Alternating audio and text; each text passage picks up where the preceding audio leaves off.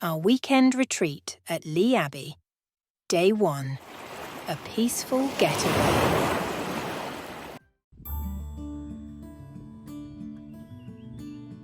Nestled along the stunning and untamed coastline of Exmoor National Park, Lee Abbey in North Devon, England, is home to a vibrant international Christian community. This serene haven hosts Christian retreats, conferences, and holidays, extending a warm welcome to all. A stay at Lee Abbey in North Devon offers more than just a Christian retreat or holiday.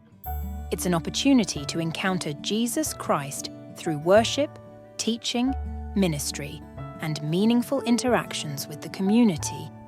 If you book a stay at Lee Abbey, which we highly recommend, prepare for a transformative experience that will enrich your life in profound ways.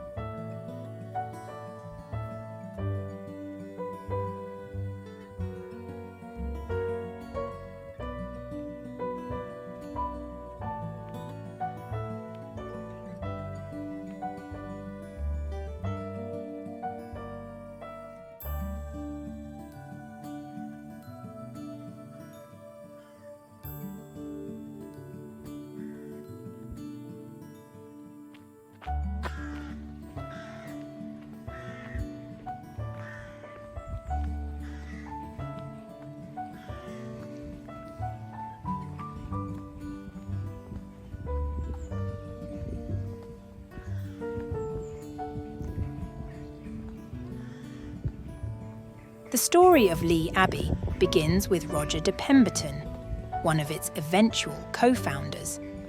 Guided by faith, he laid the foundations for what would become a flourishing Christian community. In 1930, de Pemberton launched a magazine called The Pathfinder to inspire younger readers to explore their faith. As readership grew over the next 5 years, he began organising holiday house parties to unite people of all ages and backgrounds. Each retreat culminated in a service where many participants committed their lives to God, highlighting the profound impact of a faith-based holiday. However, the journey was not without challenges. The Lee Abbey House, initially run as a luxury golfing hotel by 2 companies, went bankrupt in 1939. During World War II, the house served as a refuge for an evacuated boys' school. The war interrupted de Pemberton's magazine and house parties, and he found himself serving in a church where he met Leslie Sutton.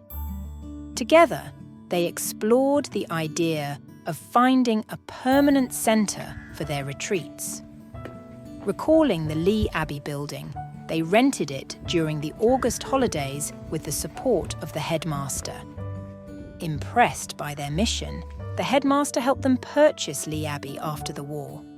Remarkably, a £6,000 legacy provided the mortgage down payment, allowing de Pemberton and Sutton to buy Lee Abbey and incorporate it into the Pathfinder Trust. The year 1945 saw extensive renovations and hard work to prepare Lee Abbey for guests. This period also saw the formation of a vibrant community, starting with 60 adults by 1946. From its inception, Lee Abbey attracted people from various nations and walks of life, fostering an international community that helped heal the wounds of war as former adversaries lived and worked together in harmony.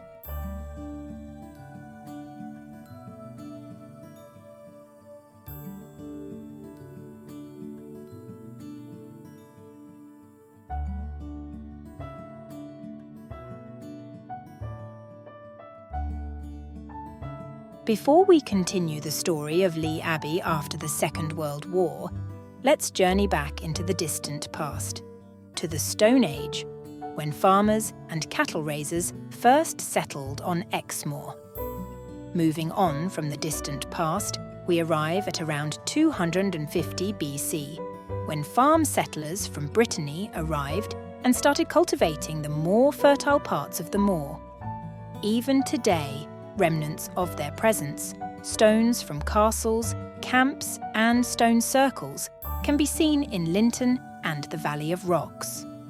Fast forward to 500 AD, when the Saxons brought Christianity to Britain. During this period, Saxon manors began to appear in Linton and Countisbury, marking a new chapter in the rich tapestry of Exmoor's history. Moving forward in time, we arrive at 1199, when Henry de Tracy, a Norman knight, granted the manors to the Cistercian abbots of Ford Abbey near Chard in Somerset. They held the land for about 340 years and possibly built a farmhouse where Lee Abbey now stands. By 1628, the land was owned by Hugh de Vischerhalse, who sought refuge from the Barnstaple plague and undertook repairs and enlargements of the farmhouse at Lee. Legend tells of Jenefried, the heiress to Lee Manor, who was to marry there. On her wedding day, she discovered that her faithless lover had married another. Heartbroken, she wandered through the night, and at dawn, her body was found by the water's edge. After 1713, the Wischerhalses could no longer afford Lee Manor, and it changed owners again. In 1785, during John Clarke's ownership of Lee and North Grounds, a massive landslide occurred, causing 9 acres to fall into the sea. The spot where this happened is still visible today. By 1850, Lee and North Grounds belonged to Mr. Bailey, who built Lee Abbey as we know it today. Embracing the Gothic style popular at the time, the house was a perfect representation of the era's architectural trends. The current dining room was originally a vast conservatory, while the octagonal lounge served as a music room. Squire Bailey himself carved some of the woodwork in the library and small lounge fireplaces. He also planted many of the trees and created numerous paths that still grace Lee Abbey today.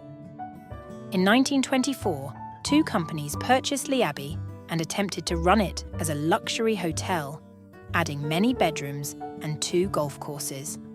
However, both ventures went bankrupt.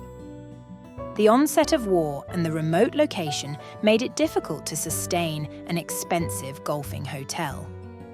By 1939, it was time for another transformation, and Lee Abbey became the new home for an evacuated boys' school. As we have already discussed, it was during World War II that Lee Abbey caught the attention of Roger de Pemberton. When it came on the market in 1945, Roger and his associates put in an offer to purchase the property, despite not having the money for the deposit at the time of signing. This bold act of faith was rewarded by God. Lee Abbey was a neglected building when purchased, requiring extensive work to prepare it for guests by June 1, 1946. On June 5th, it was officially opened and dedicated to God by the Bishop of Exeter. Since then, Lee Abbey has been run by a dedicated Christian community living and working on site. Improvements to the building continued, and in 1951, a chapel was created in the north of the house by removing walls and ceilings from 3 bedrooms. The first service held there was Holy Communion on Easter Day, 1951. Lee Abbey continued to grow over the years. In 1955, new community accommodation was built with the addition of the annexes and garden lodge. A house to accommodate a diesel generator followed in 1958. In 1959, more bungalows were built for married community members, and Tower Lodge was completed in 1960. Lee Cottage was acquired in 1961, and more single rooms for community men were added in 1966. Mains electricity was finally connected in 1967, marking a significant milestone. In 1968, new guest rooms were added, along with a laundry and playroom. In 1969, More single rooms were constructed in the garage under the flat. The kitchen, as we know it today, was built in 1974, and the dining room was expanded. In 1978, a new farm was generously donated to Lee Abbey as a Thanksgiving gift by an anonymous donor.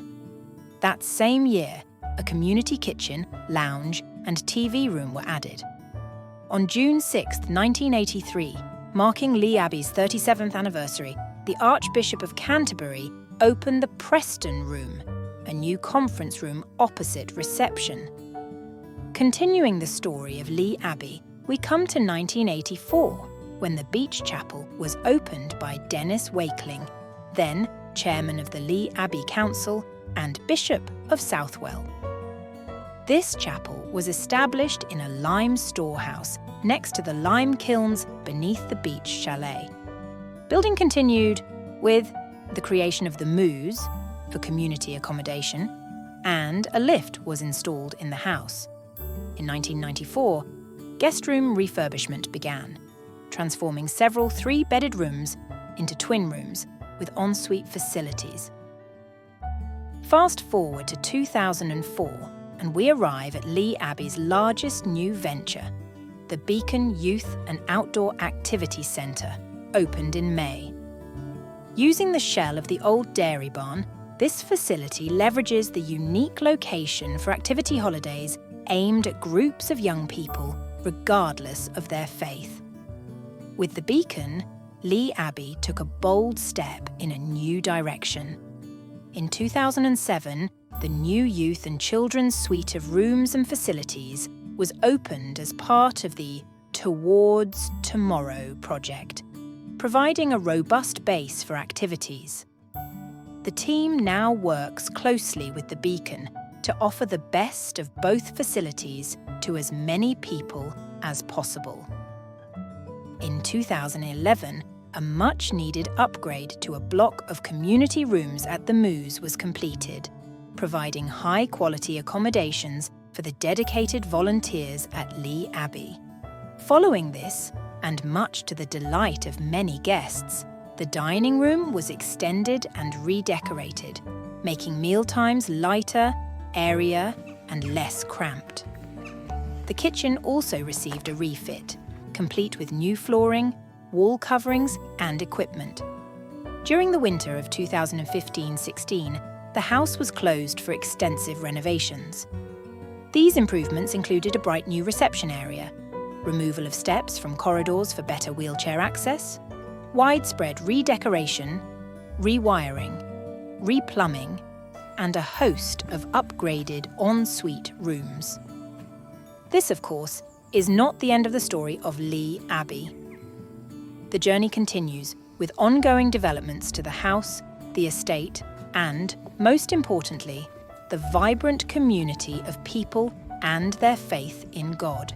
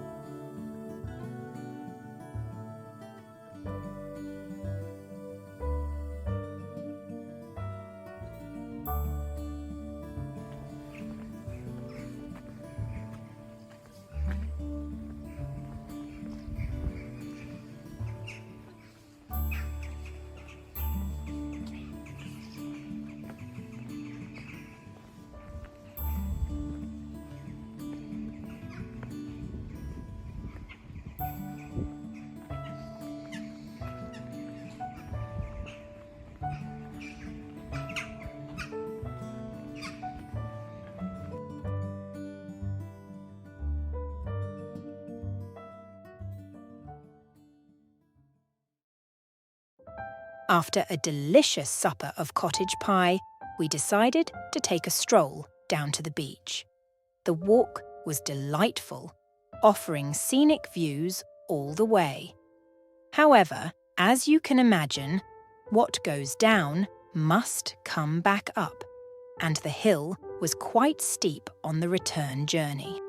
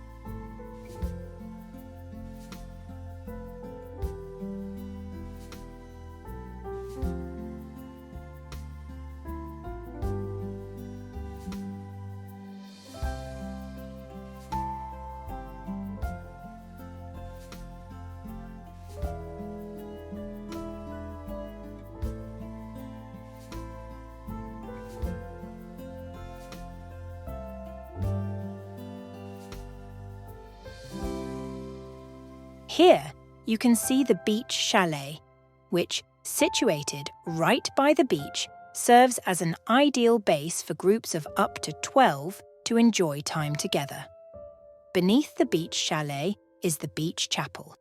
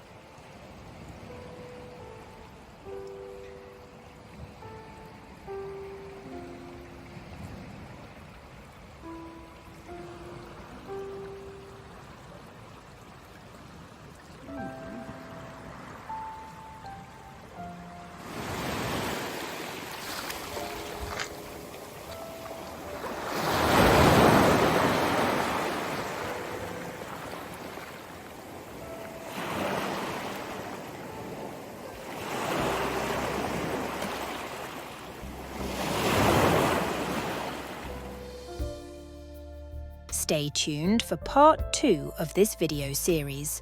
Subscribe now so you don't miss out.